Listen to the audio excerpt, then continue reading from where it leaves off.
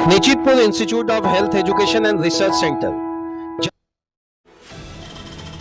नमस्कार, व्यूम टीवी के इस राजनीतिक विश्लेषण पेज में मैं उमेश श्रीमान आपका पुनः स्वागत करता हूं। मनुष्य समाज के अंतर्गत रहता है, यह किसी से बतलाने की बात नहीं है। और अरस्तु साहब ने आज से वर्षों पहले, यूं कहे दशकों पहले, यह बात उन्होंने बताया था कि मनुष्य एक सामाजिक प्राणी है, समाज के अंतर्गत रहता है। लेकिन जब समाज के अंतर्गत वह वर्ग विशेष में बट गया तो वहीं से मनुष्य न केवल एक सामाजिक प्राणी रहा बल्कि उसके साथ एक नया परिभाषा आकर जुड़ गया।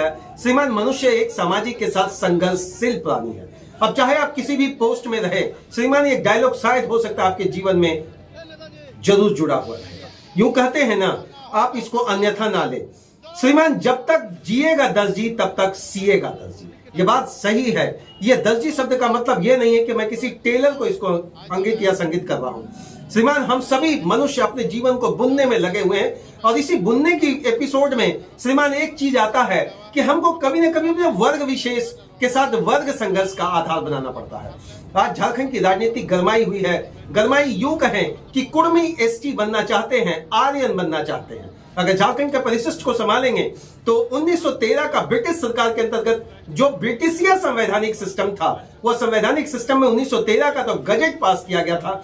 उसमें 13 मूल जातियां थी जिनको आदिवासी माना गया था। अब ये आदिवासी माना गया तो क्या उस समय कुर्मी को भी माना गया? जी हाँ, बिल्कुल, उनमें कुर्मी को भी माना गया था।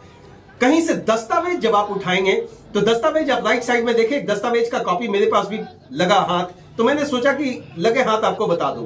अब आप लोहगढ़ की बात करें, भानगढ़ की बात करें, हजारीबाग की बात करें, ऐसे अनेक क्षेत्रों के अंतर्गत यह बात गजट में लिखा हुआ था श्रीमान कि कुर्मी को आदिवासी का दर्जा दिया गया था। लेकिन अचानक 1950 के इसी वर्ग संघर्षशील सिस्टम के अंतर्गत आजादी के बाद इन्हें उस प्लेटफॉर्म से निकाल दिया गया। बात यहीं तक आकर नहीं रुकती है।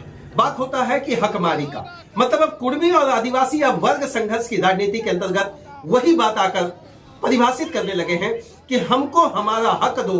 और दूसरा कह रहे हैं जो वर्तमान में आदिवासी के क्षेत्र के अंतर्गत आते हैं, आदिवासी कॉलम के अंतर्गत आते हैं, उनका कहना है यह हकमारी बर्दाश्त नहीं होगी। मैंने कहा था शुरू में, आपको बात एक याद होगा, मनुष्य एक सामाजिक प्राणी है। समाज में जीता है, पढ़ता है, लिखता है, बढ़ता है, आगे बढ़ता है, लेकिन समाज में हर कार्य के पीछे उसको संघर्ष करना पड़ता है। इसी संघर्ष की भावना के अंतर्गत क्या कुर्मी को उसका हक मिल पाएगा?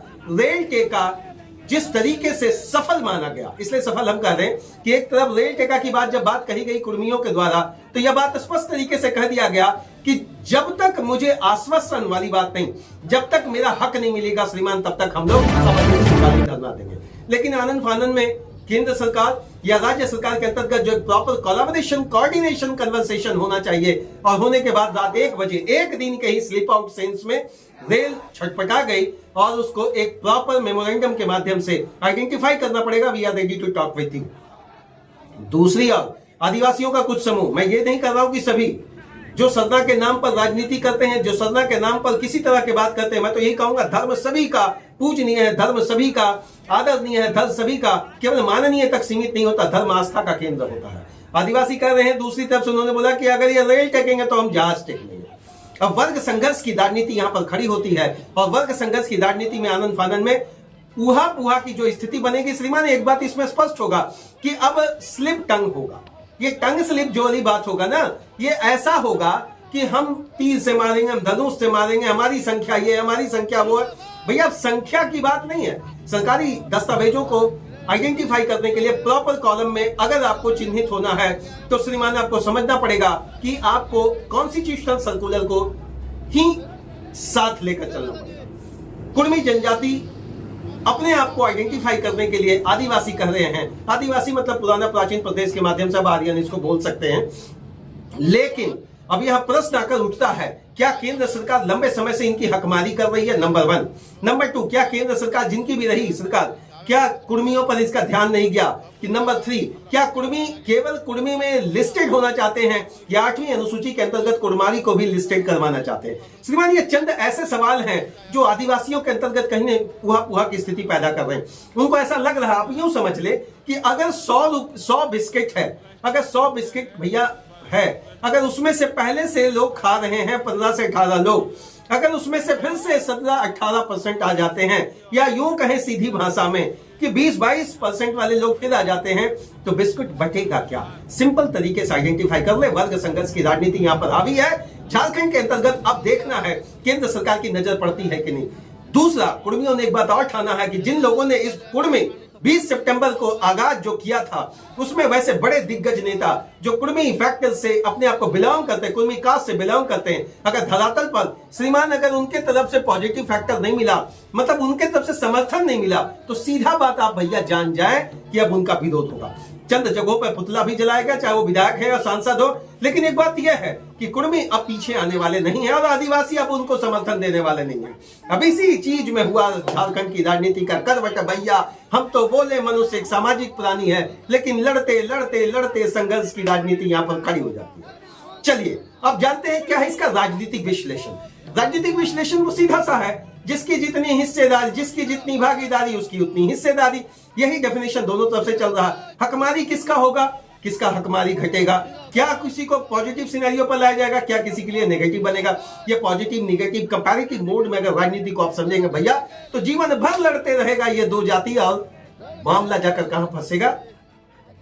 वोट पर। अगर वोट में अगर अपना एक प्रॉपर एजेंडा खड़ा करना चाहते हैं, तो संख्या बल सबसे बड़ा मायने रखता, अंकगणित सबसे मायने रखता। और कुर्मी के पास अंगणित है और आदिवासी के पास भी बड़ा अंगणित है। जहां तक रिजर्व सीटों की बात करें, अगर विधानसभा के अंतर्गत झारखंड में देखेंगे, तो श्रीमान आपको और एक बात और उस पर समझना होगा कि क्या वाकई में कुर्मी आदिवासी थे या नहीं।